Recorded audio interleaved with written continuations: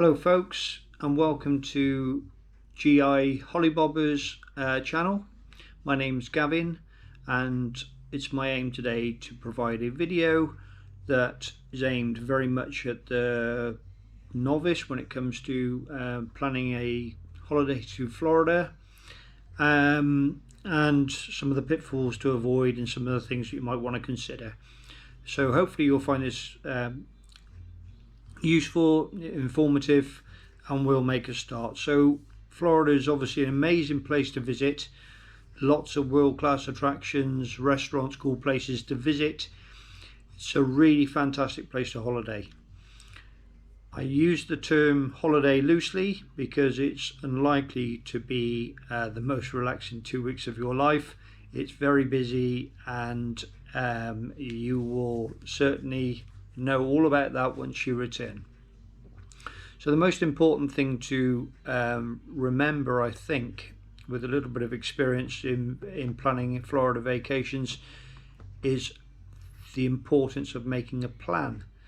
Now you can, if you want, wing it. I strongly suggest that you don't. There's too much going on for you to wing it. Just do a bit of research, get as much information as you can together and formulate a plan, and believe me, your holiday will be better for it. So make a plan.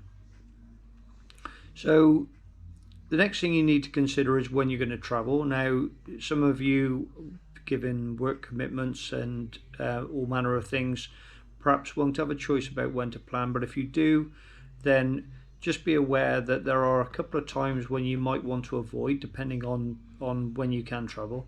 So Christmas is obviously going to be a very busy time. Spring break around the Easter time is very busy also, and the summer months between June and September, that's when the children in America get their holidays, and therefore the families arrive, and that can be a busy time also. Just be mindful of the hurricane season as well, which starts on June the 1st and runs through the end of November. That's something you might want to be avoiding, depending on how worried you are about such things. These things are not very often that they happen, but when they do happen, obviously they could be very disruptive to your holiday. Something that I personally wouldn't be too concerned with because it's a rare event. Okay, so my view is spring and autumn, or fall as they call it, are great times to go. It will be warm. Actually it'll be hot, you will melt. It will be a little bit quieter, and anything that makes the theme parks a little bit quieter will be very advantageous for you to be involved in the theme parks at that time. The summer months are the wetter months, so rainfall will happen most afternoons. It will be welcome because it will be extremely hot, especially in the summer. I'm talking upwards of 90 degrees, but occasionally over 100 degrees. So just bear that in mind. So where would you want to stay? Well, that very much depends on what you want to establish or what you want to achieve throughout your holiday. If you are only concerned with Disney parks, then you might want to consider Disney property. If Universal is your thing, then Universal property is something to consider.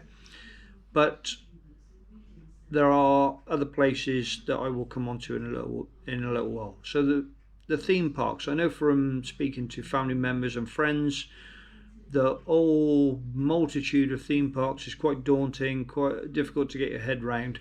So let me just go through that very quickly. So there, on Disney property, there are 4 theme parks: Magic Kingdom, Epcot, Hollywood Studios, and Animal Kingdom. And there are also 2 water parks, that's Blizzard Beach and Typhoon Lagoon. There is also a quite extensive shopping and restaurant area called Disney Springs, which you will certainly want to have a look at if you're in that area. Moving on to Universal Orlando Resort, there are currently 2 theme parks, that's Islands of Adventure and Universal Studios. There is a plan to build a 3rd theme park at Epic Universe, which is a number of years away, probably 5 years away. There is currently 1 water park called Volcano Bay, and there is also a shopping and restaurant area called City Walk. Okay, that's very close to the theme parks and very accessible from that area. A little way up International Drive, there's a theme park called SeaWorld, which I'm sure you're aware of, and there are also two other areas called Discovery Cove, which is SeaWorld owned, and one SeaWorld owned water park called Aquatica. A little way out of Orlando, nearer Tampa actually, there's a place called Busch Gardens, and back to the Orlando area there's a place called Legoland and Gatorland. I've never visited any of those theme parks, so I don't feel qualified to speak about those, but they are certainly there if you want to research them. So in terms of research, I would suggest you're in the right place. YouTube is a great place to research the things that you might want to do while you're on holiday in Florida. And there are plenty of vloggers, that some of which are actually at the theme parks every day, and some that travel there 2 or 3 times a year. So personal favourites are the Tim Tracker. He's a Orlando based blogger, and under normal circumstances will visit the parks every day and show you some of the things to do, some of the rides to ride, some of the things to eat and drink, and certainly very informative guy. I'm based in the UK, so some of the UK vloggers that I personally like are the Lodge guys, who travel there 2 or 3 times a year. The same for the Despicable 3. Now that's 2 adults and 1 child, so that might be something that you might want to have a look at if you have children. Alan R Dreaming are fun to watch, and more recently Emma Spears and Katie Ellison are some vloggers that I find very informed, with loads of good information and fun to watch. One of the websites that I very much take a look at regularly is the Dib, and that's a forum based website where any questions that you can ever think about the Florida vacation scene will be answered there. Plenty of interaction there, so it's something you might want to look at. And don't forget that there are other theme parks that you might want to have a look at. So Kennedy Space Center is certainly something that I do on every trip. And don't forget the beaches. The beaches in Florida are world class, really fantastic, especially down the Gulf side on the west side of Florida. It's about a 2-hour trip, but certainly worth it because they are exceptional. So how are you going to build a plan? So the first thing is to decide what you want to achieve, and then you can start to build a plan. Now, I personally like to use something like this, which I've knocked up for myself. Now, this is a simple Excel spreadsheet where I put the day, the date, and I split each day into morning, afternoon and evening, and I literally take a image of Google Images of the theme park logos, and I plot them into the various boxes of what we're going to achieve on each of those days. I find that a nice little way. I can soon juggle it about if I want to change things around, but that gives me a structure to what the holiday looks like. Yeah. So you might want to, once you've done that, that then starts to dictate where you might want to stay. So if you want to stay on Disney property, great stuff. Universal, great stuff. But there's some other areas at International Drive, which is very close to Universal, very close to SeaWorld, not quite so close to Disney World. If you're more interested in staying off property close to Disney, then Kissimmee is something that's worth considering, or Lake Buena Vista, or also the villas, depending on the size of your party. If you've got a large party, 6-8 people for example, then a villa is probably more cost effective than staying at a hotel. I would strongly advise, if you can, to get a car. Now that can be quite scary, wrong side of the road and wrong side of the car and all those things, but I strongly advise you do so. It's easy to drive in Florida. The pace is much more tranquil than it would be in the UK, and something that I would highly recommend. And the other thing that I've seen vlogs recently, lots of discussion about toll roads and how scary that can be. I personally think that people overcomplicate it. Just drive through the Sun Pass at less than 30 miles an hour. You will get a bill at the end of your trip that's going to be $15 to $18 or something very small, and just do it. It's certainly the way forward. Get a car. I've always had a car, by the way, but occasionally I'll make the decision to use public transport, and on every single occasion I always say I'm not doing that again because the car's just so much nicer. When it comes to your time to book, then plenty of travel providers out there, Virgin, TUI, but there's plenty of others that will sell you a holiday, and you can obviously pitch that holiday booking to where you want to stay in the area. It doesn't have to be expensive. I've had plenty of holidays in Florida, staying on iDrive, which is perfectly acceptable accommodation for £820, which includes Virgin flights, 2 weeks stay on iDrive, and a car for 2 weeks. So that's per person. It's no more expensive than anything else that you'll ever. Sometimes you could spend that in the UK. The park tickets can be expensive, and that does push up the cost of the holiday. But when you buy those park tickets, just make sure you use a reputable supplier. I'll name a few. I have no links to these people at all. It's just who I tend to use and do trust. So the first one I'll mention is Attraction Tickets Direct. I think they're Attraction Tickets now. They've changed the name. And once you get your tickets from them, they'll provide you with nice little wallets, and inside you will have actual theme park tickets that don't require you to queue before you get into the theme parks. You just literally zap these and you're straight into the parks.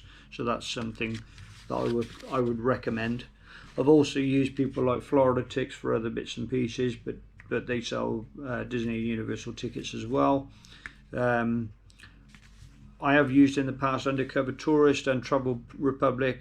Again, I'm not linked to these businesses. I'm just telling you what, from personal experience, I trust them, and they will arrive before through the post. I strongly advise that you get these tickets before you leave the UK, because there's some better deals available to the UK market, and I certainly wouldn't be using my spending dollars to buy park tickets when I get there. Make sure you take a look at the beaches, because they're really great beaches, and certainly you won't want to walk away from them. Some of the personal favourites: Clearwater is a great beach, Cocoa Beach on the east side, not far from Kennedy.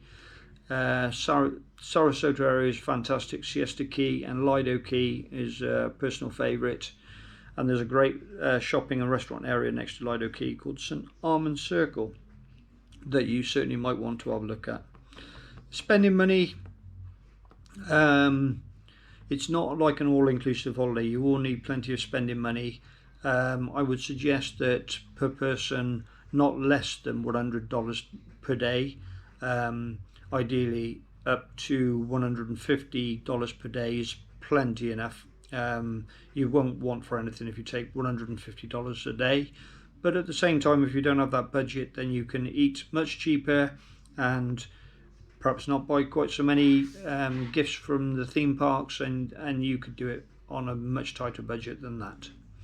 Have a think about when you exchange your British pounds for US dollars. If you're going to take cash, there's likely to be some time between the time when you book and when you travel, so just keep an eye on the exchange rate and try and pitch your spending time to the right time, so you maximize the exchange rate. That's something that's useful to bear in mind.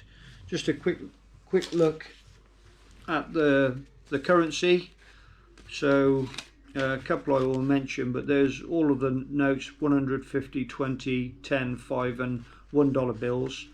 Just be a little bit careful with these fellas, because if you're going to go and spend $2 at a supermarket, Sometimes they won't accept the $100 bills because they don't want to give out all their change. Also perhaps some concerns with security. But these fellas, the $1 bills are useful for tipping. So if you buy a drink at a bar, every time you buy a drink, you should be leaving one of these for the bartender as a tip. The tipping in the US is for lots of meals. So if you sit down at a restaurant, then you are expected to leave a 15% tip. And although perhaps you won't feel this, the server will be quite upset if you don't leave 15%. They work off tips, they work for tips, they are paid very little in terms of an hourly rate, perhaps $1 or $2, so their tips are their wages. So if they serve you and you don't tip, they will find that you are extremely rude. So please just bear that in mind and when you're working out a budget. So hopefully this brief video is useful. Plan is the key. Make sure you knock up one of these fellas, because it really will help you structure your holiday and allow you to achieve the most out of your holiday. But also being mindful of Florida is a fantastic place to visit. You really will have such great time with all of the attractions to do and all of the cool places to visit. So you will love your holiday, but please take my advice and plan it thoroughly. It's worthwhile. That time spent is worthwhile and will pay you back. Thank you for watching this video. Hopefully there's some things included that have made the process a little bit clearer for you. Hopefully it's informative. Please subscribe to this channel to become a Hollybobber. I will be posting my videos for the first time actually onto YouTube once I visit Florida, and hopefully you will have a chance to have a look at those. But if you do have any questions, just leave them below and I will be happy to answer those questions. Thank you for watching. Take care. Bye bye.